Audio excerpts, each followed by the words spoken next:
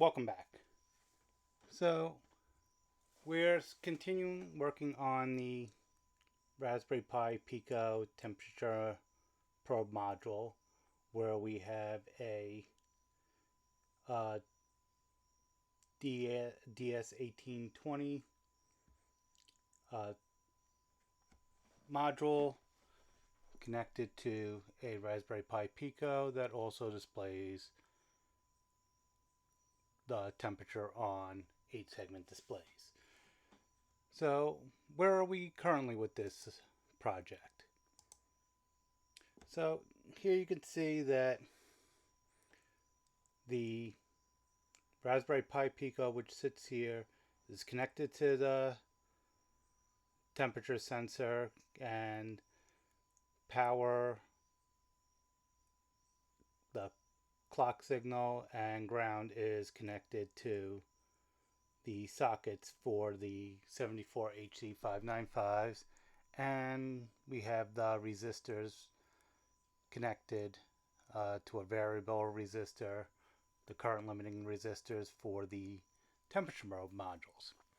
So in doing some testing, I realized that the datasheet for the datasheet for the DS18B20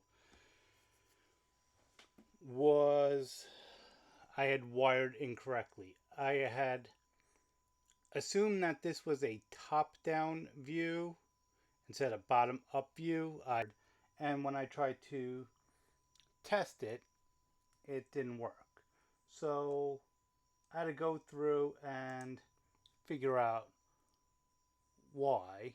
Well, I figured out why that this was reversed. The positive and the ground were reversed, which also reversed the way the 4.7 k ohm resistor was connected.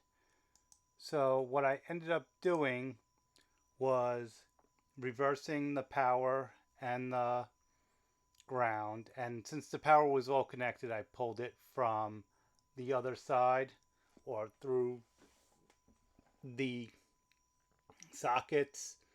I may also run it back down, and the ground connection, as you can see here, is a little, copper's a little exposed, and then I had, since the data pin was the same, I just had to run the connection from the other end of the resistor to the positive side.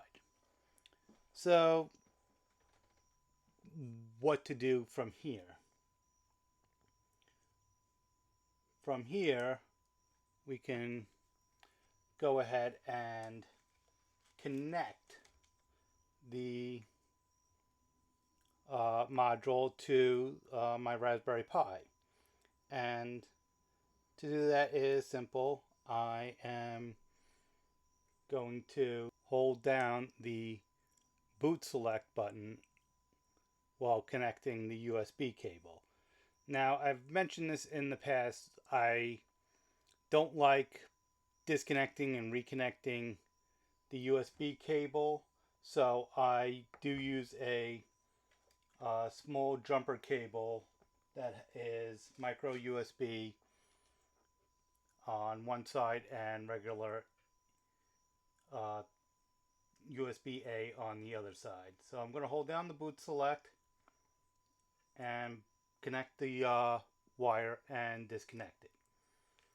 And from there,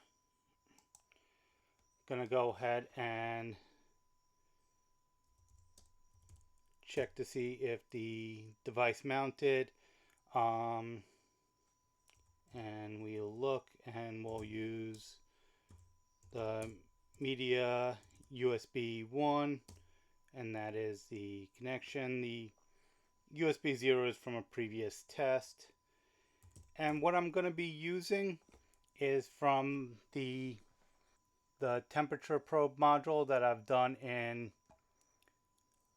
C. If you want to see what that code is, it's on a previous video that I've released, but the code is simply, it's in C++, and it's using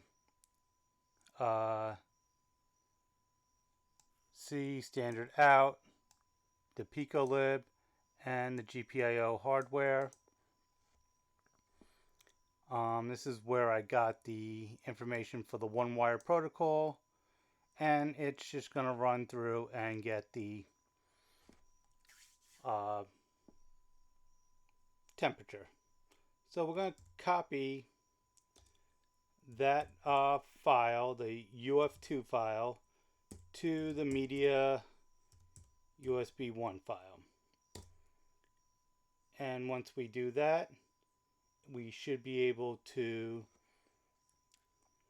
see the temperature. If you look in the main loop, it's going to print the temperature in Celsius, and then it's going to print the temperature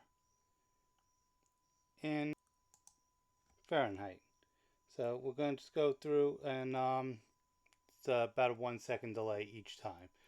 So we're going to go ahead and use Picocom and connect to the device, and you can see now it is working. Before I was getting errors. The USB wire was actually getting hot because the power and ground were disconnected, and as you can see, I'm getting, like there, the connection may have lost its connection at one point, so it gave a fraudulent number. There's still some loose wires I've just laying on the desk. So I'm going to head and disconnect this. As you can see, it's about 78 degrees Fahrenheit, 25.8 degrees Celsius in my office right now.